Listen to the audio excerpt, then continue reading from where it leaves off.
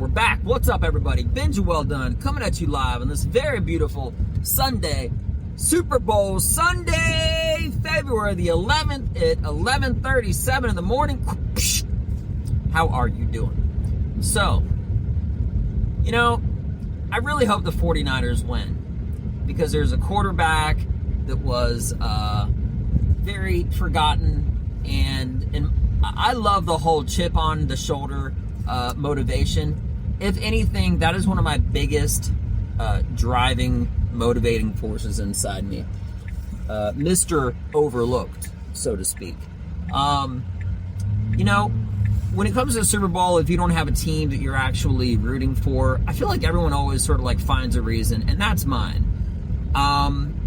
Obviously, you can't say one team is much better than the other because they both made it to the Super Bowl. But if there's one guy in his story is that he's always been, or for better or worse, however you want to describe it, overlooked, I can relate. I want him to win, and I hope he does. I really, I don't really know what it is as far as what it is that makes the best. And I thought about that the other day. So think about it like this. If you support someone to be the absolute best, you invest your money and your dedication and hard work and everything into somebody else, they could be world class. Why? Because they have a great support system. But you could also come from nothing, have nothing, and you have nothing but raw talent, grit, and determination. You have no support. Those are the guys that I like. Those are the guys that I like to get the W, to win, because everyone is counting them out, so to speak. But it is fascinating if you think about it, how you could have two completely different paths getting to one destination, so to speak, which is success, greatness. You know what I mean? But it also doesn't make sense when you apply it to, I think, relatively anyone or anything else aside from spirit. And here's what I mean by that.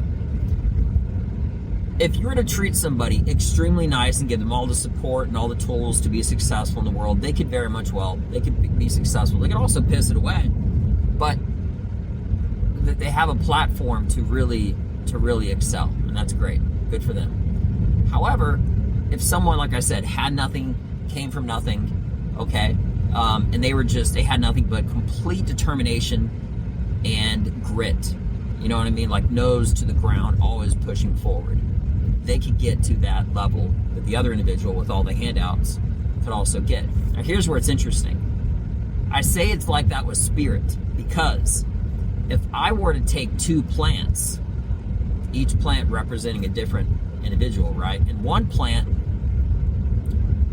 it had the best fertilizer, it had the best soil, you took care of it really, really well. That plant will be like the most delicious vegetable ever. But on the other side, if there was a plant that was mistreated, you barely gave it water, and it didn't get that much direct sunlight, it had horrible soil, but that plant said, you know what? I don't need any of this. I'm just going to be the best plant ever. And somehow, with all the odds against it, pushed through the earth and essentially made it an equal or better vegetable. That's the kind that I want to have in my life. That's the kind of motivation that really pumps me up and gets me motivated.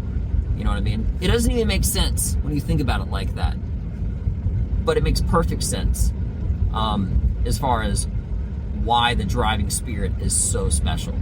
You know what I mean? So hopefully I didn't take you for too much of a psychological ride and me making just different analogies and metaphors and points and stuff like that. But I hope everybody has a really good day.